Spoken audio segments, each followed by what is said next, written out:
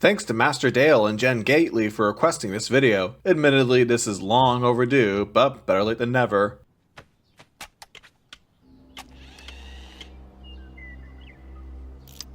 To infinity and beyond!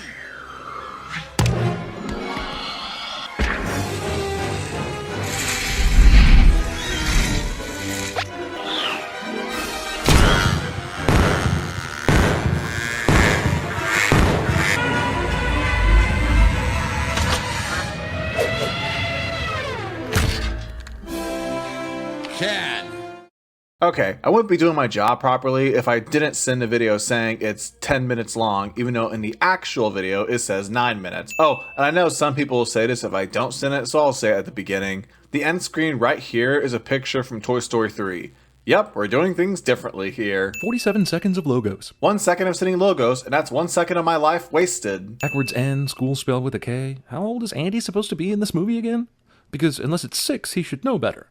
Either that or he made all these box buildings as a 6-year-old and is still playing with them years later, which is just sad. Nah, I find this believable. Children have a really hard time learning how to read and write, so I can buy that he misspelled all these words. I mean, heck, that probably explains why some of the comments on my videos have terrible spelling. I brought my attack dog with a built-in force field.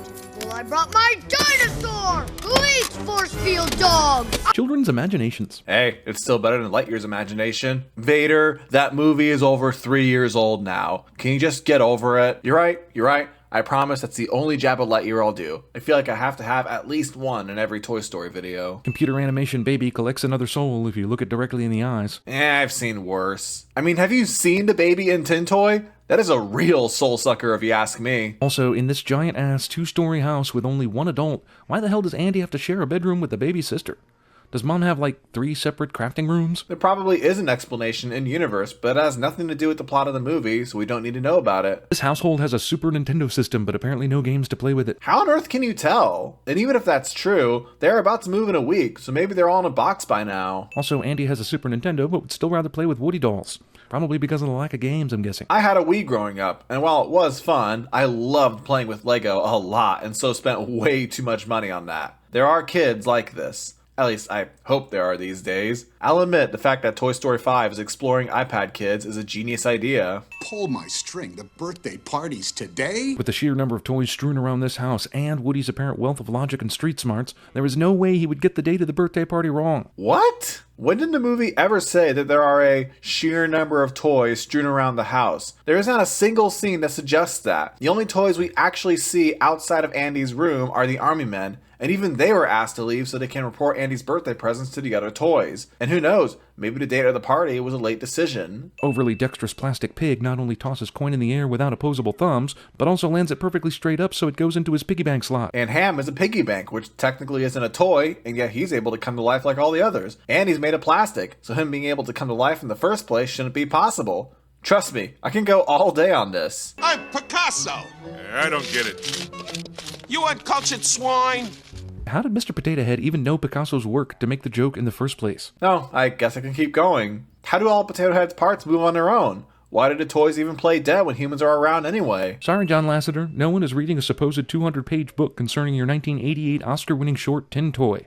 Nice try, animators. Sending Pixar's Easter eggs, and especially one of their first. What do you say I get someone else to watch the sheep tonight? Scene does not contain a cartoon lap dance. That's sexist. Also, the idea of toys having sex, they're still plastic, right?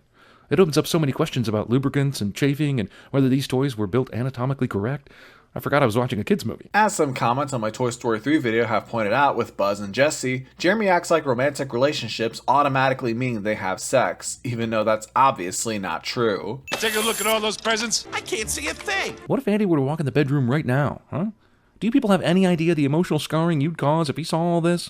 Woody doesn't order the soldiers out to do recon for another 45 seconds or so they literally have no way to know if Andy's approaching, but they're still way out of position. Who cares? You're asking, what if Andy walked in, but that didn't happen, so it's not a real sin in the movie? You can play this game for literally any film. What if Princess Leia didn't decide to put the Death Star plans inside of R2-D2? What if Morpheus was wrong and Neo wasn't the one? What if Elsa hadn't shot Anna in the head with her ice powers? Also, wait a second. You just straight up showed the clip of Mr. Potato Head taking his eyes out to see outside the window. Didn't you say this in the Toy Story 2 video? Wait a minute, are you saying Mr. Potato Head's eye works even when it's not attached to him? This guy was blind in the last movie when they knocked out his eyes, so you're filthy cheaters, Pixar. You made that video after this one, so the fact that you forgot this detail makes it extra sinful. None of the neighbors see this stuff. Am I the only person in America who spies on his neighbors? Spying on your neighbors. Wait, his totally solid plastic binoculars actually work? Wait, this totally solid plastic army man without pupils has fully working eyes? Wait, Etch-a-Sketch can just move on his own even though he doesn't even have any limbs? It's a board game. Repeat, battleship. Geez, if not for the surprise Buzz Lightyear later, Andy's gifts would be proof that he's unloved. Jeremy apparently decides how much he is loved by the gifts he gets on his birthday and Christmas. These toys open the closet door without using the handle.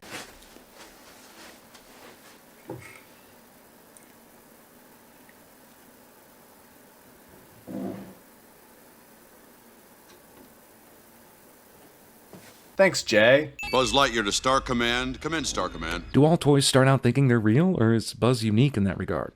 Did all the other toys have a similar coming to grips with it experience? Admittedly, the more I think about it, which toys know they're a toy and which don't is a bit inconsistent across the franchise. The Barbie dolls in the next movie seem to be aware they're toys, and you can say that for Duke Kaboom as well in the fourth movie, since he was heartbroken when his kid gave up on him so fast. But then Buzz Lightyear thinks he's a toy, and so did the toys that the gang come across in Toy Story that time forgot. However, what I will say is that it does seem like Buzz is among those toys that think they're real, considering the Buzz with the utility belt thought he was real in the second movie, and the same goes for his daddy. I found my moving buddy. What a whore. Whoa, whoa, whoa, whoa, what? Buzz is in the typical I'm a toy pose here, but how did a deluded toy such as himself ever learn to do this? How did he know not to say anything to humans when he really thought for a fact that he was a space ranger? Yeah, I agree. I grew up watching this movie, and even kid me always thought that. I have seen a few fan theories that try to explain it, but fan theories aren't canon. So unless we have a concrete answer in the movie, then I think it's a real issue. You win this round, Jeremy. This is a hilarious moment when Buzz thinks he's gonna die, but you're telling me this is the first time since his arrival that his helmet has come off? Andy has had enough time to change his posters and linens and ditch Woody for a new favorite toy, but he hasn't pressed all the buttons yet? A real little boy pushed all those buttons back as soon as the gift was open. That doesn't make any sense, dude. We've already established that Buzz apparently freezes despite believing he's a space ranger, so when Andy pressed all the buttons, he would have been frozen during that time. And it seems to be implied that if Andy took the helmet off, he put it back on before he left Buzz. Every single piece of exploded combat Carl debris flies straight at our main characters, instead of any of the other directions in the 360-degree spectrum that it could have flown. Every single piece? How do you know that? Buzz Wilhelm. Sending the Wilhelm scream. Hey, Mom, be right down. This is why this toys come to life while humans are gone thing would never work. They got bailed out here only because Andy yelled down to his mom. Okay, so? And I would say it's entirely possible that they can hear Andy's footsteps whenever he's walking to the room. You are a toy! Woody and Buzz argue loudly so that any truck driver could hear. Luckily, no one does. Sinning, you are a toy. Conveniently, the Chuck E. Cheese-like Pizza Planet also delivers, and just happens to drive to this abandoned gas station where I heard a guy got murdered that one time. More narration. I thought narration was a sin. Buzz and Woody demonstrate they can somehow see out of these containers by freezing in position well before the kids run by, then demonstrate they can't see out of the containers by running into each other. 2 words there, buddy. Limited visibility. Sid just happens to be at the Pizza Planet because evil always lurks at pizza-themed restaurants. Whoa there, I wouldn't call Sid evil. He's only evil from the toys' perspective since he blows them up, but he doesn't even know that toys are sentient. I go on to a better place. Sid puts 1 quarter in and gets a prize on the first pull.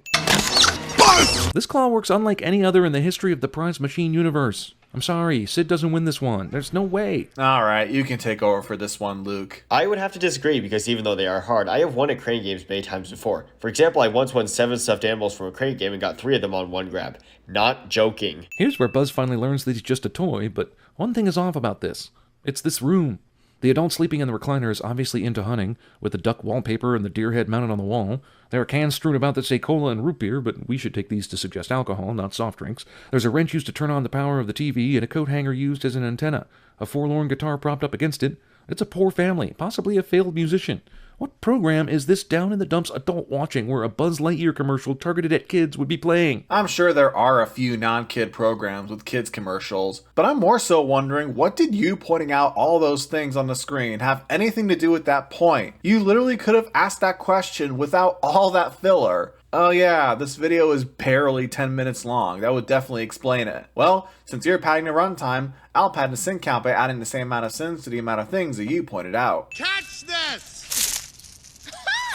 That would be an impossible throw for a human to make. Even Dude Perfect would need like 20 or 30 takes. But wait, if Dude Perfect would need 20 or 30 takes to make this throw, wouldn't that mean it's not impossible? But they're cannibals. We saw them eat those other toys. That's great, but how does Sid explain this to himself when he sees the magically fixed toys?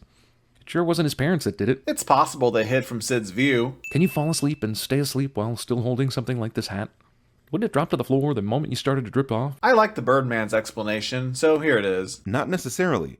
I wake up with my phone still tightly held in my hand all the time, and if you don't accept personal anecdotes, here's a clip of a man fully asleep but still holding his phone to his face. Sid's alarm clock goes off at 7 a.m., which he set the previous night at 8:25. That means it took roughly 11 hours for Woody to start asking Buzz to help while he was under the crate. What the hell was he doing before then? Toys don't need to sleep. Apparently they do. We saw them sleep at the end of the Buzz Takes Over the House montage, and heck, we even see Woody dream in the next movie. And we see toys sleeping next to Bonnie in both the third and fourth films. I'm okay with talking sentient toys in a movie. I really am. But I'm not okay with talking sentient toys that can run fast enough to catch up to a truck moving at even the slowest speed. You seem to think that just because they are small that they cannot run fast. Jeremy has never seen cats run as if there's something chasing them inside the house. Toys' plastic fingers have a stronger grip than a dog's jaws. In other words, Woody is puppy chow. Plastic can be super durable. Well, thank goodness for that conveniently timed and extremely long red light. That sounds realistic to me. Also, RC is a talking sentient toy like the rest of them. There are times in this movie where he freely moves of his own will, so how does this work? Does the remote control supersede RC's own will as a thinking toy? Yes. This guy in the blue car must be flipping out, seeing a remote control car driving two other toys toward a moving van with a bunch of other toys cheering them in the back. Do you seriously think that that guy can see all of that? Ah, Disney. Didn't we get enough of that song the year before this came out? Sinning, well, it's a Pixar movie, but this came from a Disney movie, so I guess Disney's Easter eggs? The rocket! The match! Wow, that match never fell out during all that. Hell, I'm kind of surprised the rocket didn't fall off, but the match? That thing is long gone. And don't get me started on Woody's hat, either. Like, I agree with you, it's ridiculous the match never fell out, as well as Woody's hat, but what do you mean by the rocket? It's literally strapped to Buzz's back via duct tape. What? That's precisely how matches work. This is where I stop and ask you to ponder one thing. If Sid had never tortured Woody, then Woody and Buzz would never be able to put this plan together and be returned to Andy, which means the movie's sort of saying torture is a necessary evil, and I'm okay with that. And I am not okay with that. Yeah, no, I don't think the movie was saying that. I'd rather say that they are making good out of something bad that happened, which is realistic as well. Besides, even if Sid didn't torture him, I feel like Woody would be smart enough to figure it out. Andy asks no questions why the two toys he was looking for suddenly show up in a box right next to him. Probably because he's a literal 6-year-old child. Somehow they're dumber than you, which is an accomplishment. Buzz, look, an alien! Where?